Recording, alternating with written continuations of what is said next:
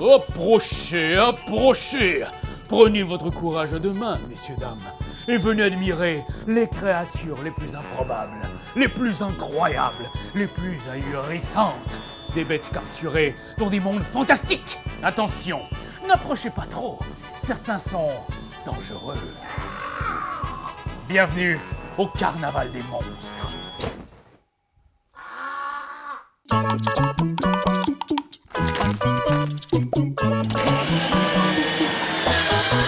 Carnival of Monsters est un jeu de recrutement de cartes créé par Richard Garfield, le célèbre designer derrière Magic the Gathering.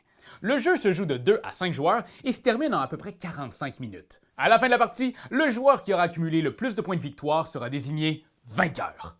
Les points s'accumulent en collectionnant des monstres, en amassant de l'argent ou en accomplissant des objectifs de fin de partie. Mise en place. Placez le plateau principal au centre de la table. Vous y placerez les dés, les jetons chasseurs et les sous. Mélangez toutes les cartes saison et piochez-en 4 au hasard sans les regarder. Placez les faces cachées ici. Les autres cartes saison retournent dans la boîte. Placez les cartes emprunt ici, les cartes regroupement d'emprunt ici. Et finalement, rassemblez toutes les cartes carnaval dans une seule et grande pile. Les cartes carnaval comprennent des cartes terrain, monstres, staff, événements et objectifs. C'est vraiment le cœur du jeu. Alors n'oubliez pas de bien les mélanger.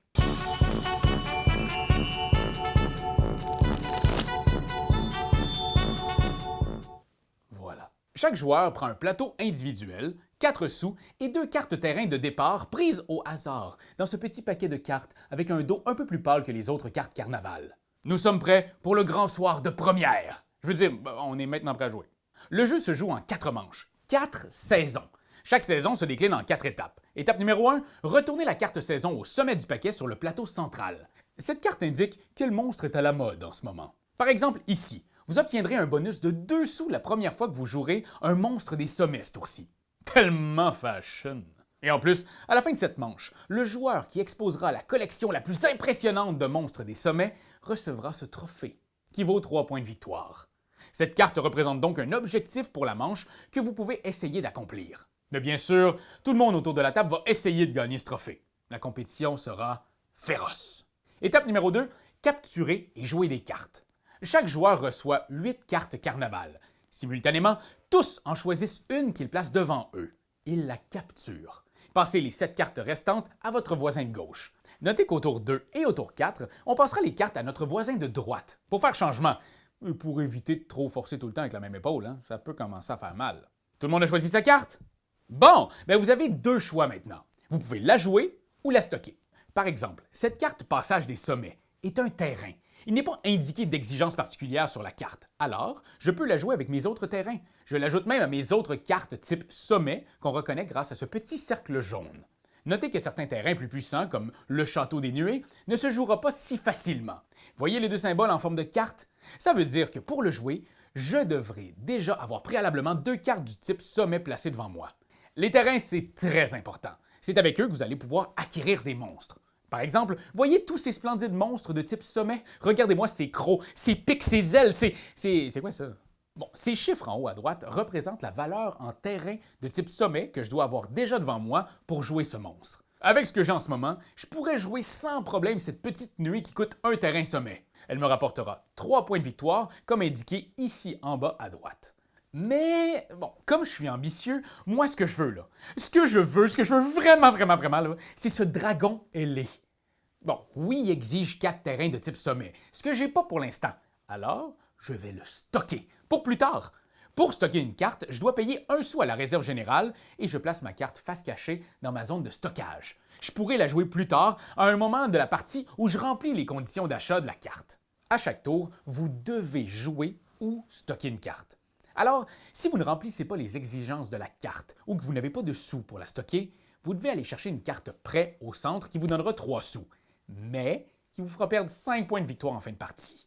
Oh, parlons aussi d'un type de monstre très spécial, les monstres du monde des songes. Contrairement aux autres types de monstres, les cartes mauves peuvent être jouées en utilisant des points d'autres types de terrains. Je peux par exemple utiliser ce terrain 1 de type sommet plus ce terrain 3 de type songe pour payer cette succube de valeur 4. Notez qu'un terrain ne peut être utilisé que dans un seul achat par saison. Donc ces terrains ont été utilisés pour payer ma succube, je ne peux plus les utiliser dans cette manche. Si je veux acheter cette nuée, je devrais me trouver un autre terrain sommet tout neuf. Truc de pro, pour vous aider. Vous pouvez jouer vos monstres près de vos terrains pour vous rappeler lesquels ont déjà été utilisés. C'est un petit truc, ça fait plaisir. Dans vos choix de cartes, vous risquez de trouver d'autres types d'options intéressantes. Par exemple, des cartes staff. Un bon staff est crucial pour gérer une entreprise respectable de divertissement. Les cartes staff coûtent de l'argent, mais elles vous accorderont un pouvoir spécial permanent. Cette exploratrice, par exemple, vous accorde un point de terrain supplémentaire de votre choix au prix de 2 sous.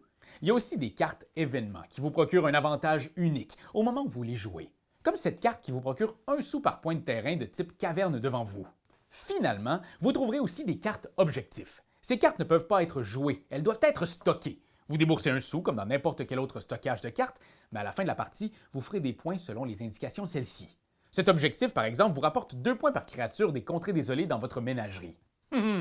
Peut-être une opportunité d'affaires à long terme ici. La saison se poursuit ainsi jusqu'à ce que toutes les cartes aient été choisies, puis on passe à la 3e étape. Le contrôle du danger. Certains monstres rapportent beaucoup de points, mais ils sont difficiles à garder en cage. Pour chacun de ces symboles méchants pas fins sur les cartes monstres devant vous, vous devez avoir un jeton chasseur, ces petites cages, à votre disposition. Certaines cartes staff ou événements vous permettront d'en accumuler, mais sinon, vous pouvez toujours compter sur les chasseurs du roi, ces dés noirs. À chaque saison, lors de cette étape, un joueur roule les dés chasseurs du roi. Chaque symbole cage obtenu est disponible pour tous les joueurs autour de la table pour annuler un symbole danger sur un monstre devant eux. Si par malchance, vous n'arrivez pas à obtenir autant de symboles cage qu'il y a de symboles danger sur vos cartes, vous devrez payer une amende de 3 sous par cage manquante et si vous n'avez pas les fonds nécessaires, vous devez aller chercher un prêt. Alors en résumé, c'est beaucoup de points perdus si vous n'arrivez pas à gérer vos gros monstres. Et la saison finit par la 4e étape. La fin de saison! Ouais, bon, j'aurais pu trouver un nom un petit peu plus dramatique.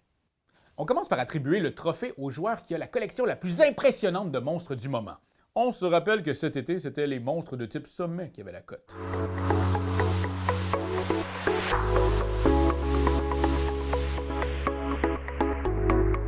Comptez la valeur en points de victoire, donc les chiffres en bas à droite des créatures de ce type devant chaque joueur, et celui qui possède le total le plus élevé remporte le trophée de 3 points et peut placer la carte saison face cachée dans sa ménagerie. Prenez ensuite tous les monstres joués lors de cette manche et placez-les dans votre ménagerie aussi. Ils n'auront plus d'autres effets au cours de la partie, mais ils valent quand même des points à la toute fin. N'oubliez pas de laisser votre staff et vos cartes terrain en jeu pour la prochaine saison. Continuez ainsi jusqu'à la fin de la 4e saison. On compte alors tous les points, les valeurs des monstres dans votre ménagerie, les points de victoire de vos objectifs, 1 point par sou encore devant vous, 1 point par jeton chasseur inutilisé et le total de vos trophées. Oh merci! Oh merci, c'est trop gentil! Mais il ne faut pas oublier aussi de retirer les points des différentes dettes accumulées. J'ai pas fait tant de points que ça finalement. Okay, ben, je vais reprendre les roses parce que ça coûte cher quand même, ces roses-là. Voilà, vous savez maintenant tout ce qu'il faut savoir sur le monde excitant, fascinant, terrifiant et exubérant de Carnival of Monsters. Bon carnaval à tous! Quand t'aimes quelque chose, tu donnes des bisous dessus. Mais comme c'est un ordinateur, tu donneras pas de bisous. Tu vas plutôt commenter, puis tu vas partager. Oh oui, partager. C'est la leçon de Jésus!